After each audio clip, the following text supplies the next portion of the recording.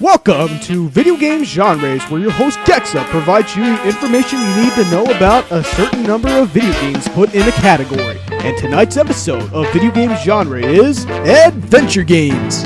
Video games is an interactive media which separates movies, television, and books, in which allows the viewer to become part of the media by controlling characters and play throughout the game in which the programmer designed each of them. With the opportunity of interacting with this media, calls for action sequences are expected. You know, when you look at video games today, it's filled with over-the-top, mindless action which entertain millions of people around the world. Action games, regardless of what specific genre it is, has been a commercial success and popularized the whole media. In fact, anyone who isn't a fan of video games often describes a bad action movie as a mindless video game. Now, I'm not saying that action in video games are at all bad, it's just me proving a point that modern games today oversaturated action in which people expect it to be all just that. But I like to remind everybody that gaming is about interactions, and not all interactions are about action. And with that being said, I know that there are a lot of people out there thinking, video games without action? That has to be boring as hell. Well, that's where a video game genre that has hardly any action in their gameplay can still be very entertaining to play. That video game genre is adventure games. Before you ask, yes, there are huge explorations in other video game genres like RPGs, 3D platformers, sandbox games, and other action-adventure games, but adventure games as a whole is another story. This genre consists of 4 elements to even categorize as an adventure game: puzzle solving, gathering and using items, story, setting and characters, and dialogue. Let's begin with the first element of adventure games: puzzle solving. Adventure games should have a huge variety of puzzles. Even though this genre doesn't have enough action, gamers who aren't familiar with the genre often make a misconception that this genre has no strategy. That's where puzzle solving is beyond using strategy. It's all about using your brains, knowing how the puzzle works, how the patterns match up, and more. This is where the player has to use every brain cell in their head to unlock and solve these puzzles. Usually these puzzles are in various situations, such as decoding messages, finding and using items, opening locked doors, or finding and exploring new locations. Solving a puzzle will give you access to new areas in the game world and continue on with the game's story. But I really do like puzzles when they have some sense of realism, meaning if the game is in a realistic setting like a police force, they show you how the police actually find evidence using tools and various items to get what they want. But yet there are some puzzles that are so out of the ordinary that is really hard to figure out. Puzzle solving is the main challenge of adventure games, in which it stumps so many people in beating any of them. Before home computers had any access to the internet, back in the 80s and early 90s, there were a lot of adventure games that people couldn't beat because of the frustration of getting to the end of the game. That shows how the developers were clever enough to challenge the player and showed a lot of effort for providing challenge. Despite anyone's opinions on puzzle solving, I like this challenge offered in this genre, as it is a new experience one game after another. The second element is gathering and using items. While adventure games has a great deal of puzzle solving, there are some puzzles that cannot be solved without some required items that must be found and used. Yet it may not be a puzzle, but rather an access way that needs an item to reach a location. Find any item that is at all collectible is very important to keep. Any item that you collect automatically goes to your inventory system. If there's a lot to collect, then there should be an inventory system which keeps all the items collected. In many adventure games that has an inventory system, you can combine separate items into one to make it a bigger challenge to figure out. But for some games like the Neverhood that has no inventory system, is really confusing because you can't always remember what you collected, and when it comes to unlocking the puzzle, you can't really know if you can get through or not. The biggest challenge in finding items is that there are times where you will miss the item or can't reach them. It can be very difficult for the player to know if they miss an important item. They will often occur every scene for an item, and at times face the issue of backtracking. But what I hate about most adventure games is that if you get stuck in one area and you can't get out because of a single item that you forgot to collect, forces you to restart the whole game. Very often in adventure games, when the player uses an item, there are chances that once used, you'll never get it back, indicating that certain item was meant for that obstacle or puzzle. But for some items that are used and still is in the player's possession, then that item proves to be useful throughout the game. Fighting items is the biggest adventure of adventure games, as it deals a lot of exploration in searching for what is needed. The third element is story, setting, and characters. How can you possibly have at all an adventure if you don't have those 3 things? It doesn't matter what media it is, if it's an adventure, then you must need characters to make it feel all relatable to the viewer, a setting to put those characters, and put a story to put those characters and setting to make a unique experience. It occurs with everything that has a story, but for adventure games, it is mandatory because without a story, setting, or characters, then there wouldn't be any point or appeal to go through these puzzle solving or finding items. Back in the 80s, before console games could even put an engaging storyline, people who were looking for good stories in video games had a place in adventure games. Adventure games are a single player experience that are largely story driven. Even if some adventure games play the same, the setting and story makes it a completely different experience. What I mean is that even though they are adventure games, each of them have a different tone within the story. One common theme in adventure games is comedy, and they have a great history of making many gamers laugh. Comedy adventure games often script comedic responses and hilarious gags. If you're looking for comedy in video games other than 3D platformers, you can find more than plenty of them in this genre. Yet there are serious themes in adventure games like thriller, drama, mystery, horror, in which is really suitable for mature storylines in video games. Heck, before survival horror was created, horror adventure games were the few places to find scares throughout the entire game. Yet I already talked about horror in adventure games in the video game genres on survival horror. Since adventure games are driven by storytelling, character development usually follows conventions of personal and emotional growth. The most unique thing about adventure game storylines is that it takes creative levels of doing something new in terms of plot and setting. While other video games today are still recycling the destroy the bad guy or save the princess storylines that has little to no evolution in telling a story, adventure games has done a lot of things that other video game genres has yet to accomplish. Grim Fandango has made a game set into the afterlife, and The Longest Journey has done the journey into dreams before Inception. Heck, Gabriel Knight series has done a Holy Grail Jesus Christ conspiracy before the Da Vinci Code. That's saying a lot for storylines in video games, and if you play video games just for the story and not for the gameplay, why haven't you played adventure games yet? Sure, there are plenty of adventure games that has bad stories, but for the best of the genre, they have offered some of the most creative, original, and most well thought out stories the industry has ever had. Not every good story needs to have hundreds of explosions or thousands of enemies to kill to tell a story. Compared to some of the best storylines in modern gaming today, game storylines today are years behind matching the same work of literature as to adventure games from the past. The best adventure game stories are in the same quality to many of New York Times bestsellers. Even my top 10 favorite games of all time can never even come close to the same quality storylines in some of the best adventure games. Another thing that makes stories in adventure games so great is the fourth element, and that's dialogue. You know, many games that has a great story only can be seen in cutscenes, and putting down your controller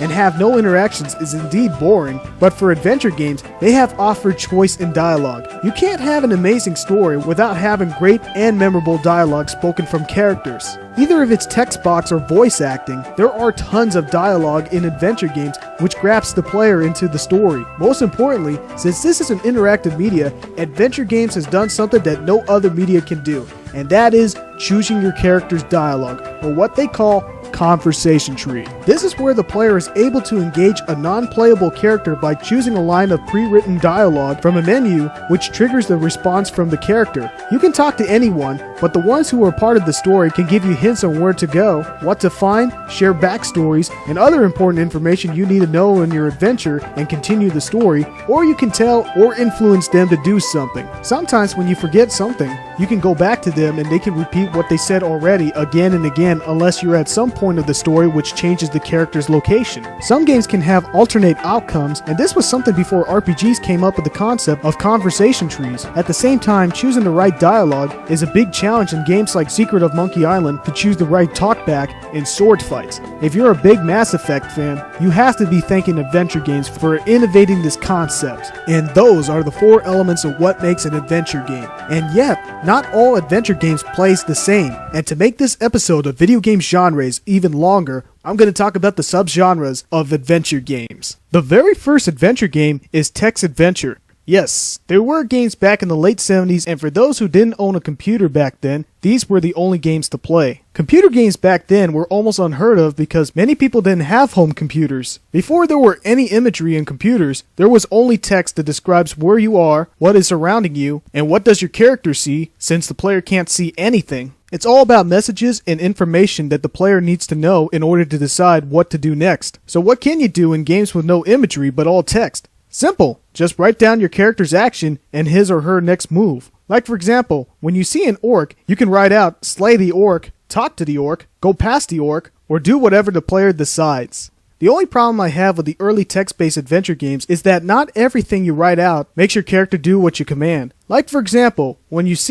read, a rope is hanging on the ceiling and you type down climb the rope and it won't work. The major flaw here is that there's not enough text that the developer has put in that they never really thought of, and sometimes you get a reply, I don't understand, climb the rope, and etc. So in this situation, you have to spell things correctly or think of writing something that the game can comprehend. You can consider an early RPG in the same category since adventure games and old school RPGs have a lot of things in common. But the earliest adventure game is a game called Adventure, aka Colossal Cave Adventure, released in 1977. Since then, almost every computer game has the same gameplay, but have different concept and setting, until the year 1980, a game called Mystery House was released, and it brought us something that no other PC game has ever done before, and that is graphics. Now that adventure games have graphics, this became a new approach in playing games in general, and a new adventure game subgenre called graphical adventure. They distinct from text adventure games, whereas the player must actively observe using commands such as look at the text-based adventure. Graphic adventures revolutionized gameplay by making us use natural human perception. When personal computers were getting more popular to the public, Mystery House became an instant seller, selling 10,000 copies, and for early PC game standards, it was the most successful PC game at the time. During the game market crash of 1983, which was caused by the disaster of E.T. and Pac-Man for the Atari 2600 and too many consoles that lost publishing controls, consumers were tired out of the utter mess that the gaming industry has made. But as consoles were hitting rock bottom,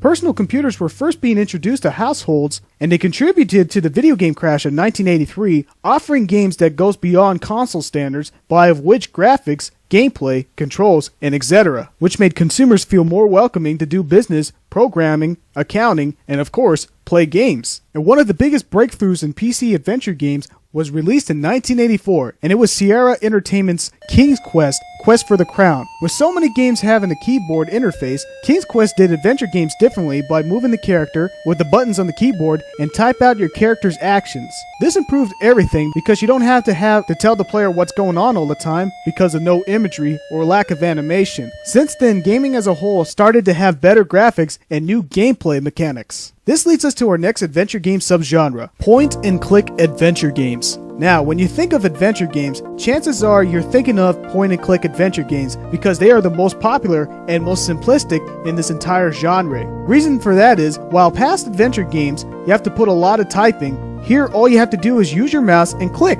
It's simplistic because there's a lot of objects you can see, and you can click on it to see if you can interact with it or not. You can play point-and-click adventure games on console controller, but I prefer the mouse because it's faster and more precise, while on the analog stick, it just pushes the cursor into the direction you want to, and it gets really tedious to control. Except for the Wii Remote, which is very precise when moving its own cursor. I don't know what game exactly started this point-and-click phenomenon, but according to Wikipedia, the very first one was Enchanted Scepters, released in 1984. But point-and-click adventure games are more than just pointing and clicking. It was a new direction of telling a narrative story, brought voice acting on the table, and challenges the player with its unique style of puzzle solving. But for children's point-and-click adventure games, you can click on anything and you can see an animation happening as they were meant to amuse younger players. The fourth adventure game subgenre is first-person adventure games, where it's similar to point-and-click adventure games, but using a first-person perspective, often featuring limited or no characters. This subgenre's big pros is the graphics and design. Since there's a lot of people that plays games just for the graphics, this is your type of game. And graphics was my guess of why Myst was the best-selling PC game ever. The fifth kind of adventure game is visual novel, aka Japanese adventure games. While other adventure games genres emphasizes on puzzle solving, characters and objects interactions, here it's more about character interactions than anything else. Rather than reading a book or listening to an audiobook, you can literally play the novel, manga, anime, cartoons, or comic books right into your screen with sound and voice acting or text, while still have an inventory system, items to collect, and more. Visual novels are most successful in Japan, and I can see why. The majority of them are aimed for female audiences, differences because the majority of them focuses on romance, drama, mystery, and adult content, which is all straight up dialogue as to whatever you choose to say alternates the story. One big problem with visual novels is that since it's most successful in Japan, it's not easy to find in other countries, and there isn't that much of gameplay variety, and there is no evolution to the genre, which is why it's not that popular. However, my favorite out of this subgenre is the Snatchers and Phoenix Wright Ace Attorney series. And finally, the last adventure subgenre game. Doesn't really have a name, so I just made it up, which I call full 3D graphical adventure games. Now, the reason why I call it full because there are point-and-click adventure games that are in 3D. Around the time when there's a lot of games starting to evolve to 3D, adventure games caught up with the transformation.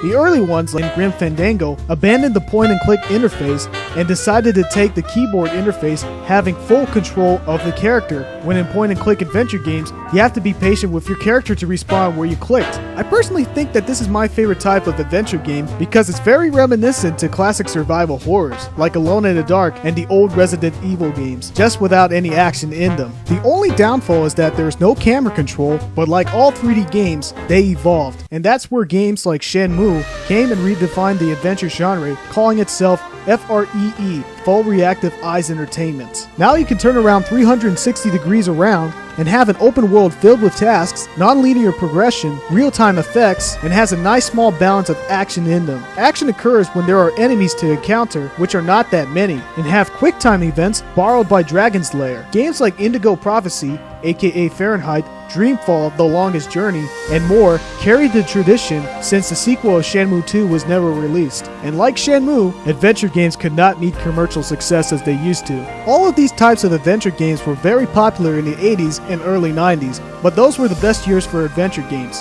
However, these were the only years when adventure games were very popular. As the years go by and video games from other genres were having better graphics and gameplay, the gaming industry's main focus was on action games, also known as first-person shooters, platformers, sandbox games, and the rest. More and more people demand more action and gameplay variety, and the popularity for adventure games were sinking downhill. Since LucasArts' 3D adventure games like Grim Fandango and Escape from Monkey Island didn't meet commercial success, they abandoned making any more adventure games and decided to make more money out of the Star Wars games. It shows that no matter how much critics and fans praise these games, poor sales affects its reputation. I mean, would kids play a game of Monkey Island filled with laughs, intuitive puzzles, original storytelling, and tough obstacles which challenges the mind? Or would they rather play another Call of Duty game that is always the same thing like every first-person shooter? I mean, people don't recognize PC gaming for its adventure games anymore. But there are still adventure game fans out there that demands more adventure games in the gaming industry.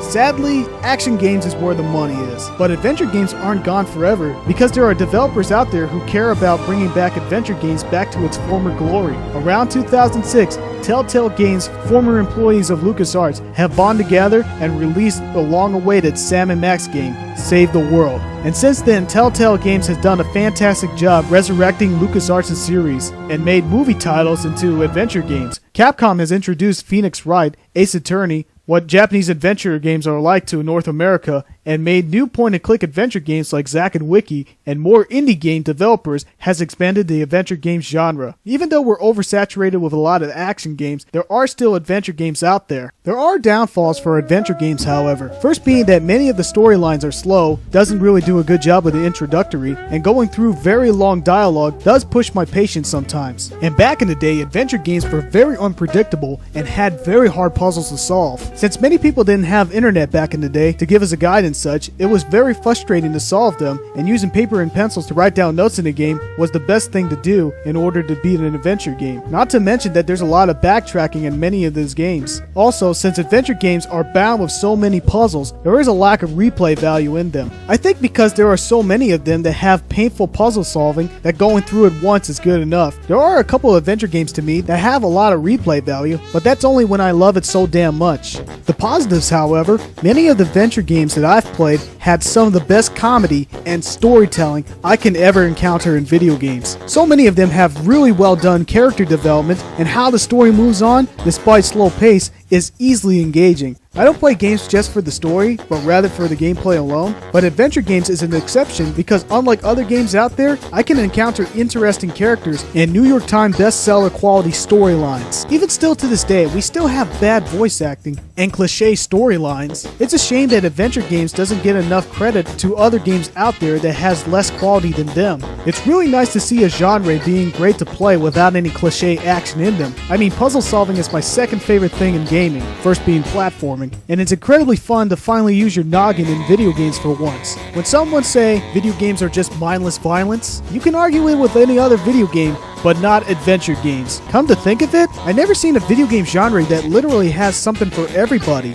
But when you look at adventure games, there is something for everyone. Young, old, children, adult, intelligent, simple-minded people. There's something for everyone here. If you can't find an adventure game for you, then it's either you're not looking hard enough or you just want to kill something. Also, there are a lot of action adventure games that borrows a lot of elements from adventure games. Take a look at any of the 3D Zelda games, Beyond Good and Evil, Psychonauts, or any survival horror game out there, and you can see that they have a lot of elements they borrowed from this genre. I am indeed a huge adventure game fan, and I would play any one of them I encounter. I love this genre a lot, and if you haven't played an adventure game yet, I strongly recommend you, as a gamer, to do so. Get over the fact that there's no action in it, and just experience the brilliant storytelling in the best of this genre. Just one of these days, mainstream video games will put back their attention on adventure games, because the way I see it, we need more of them.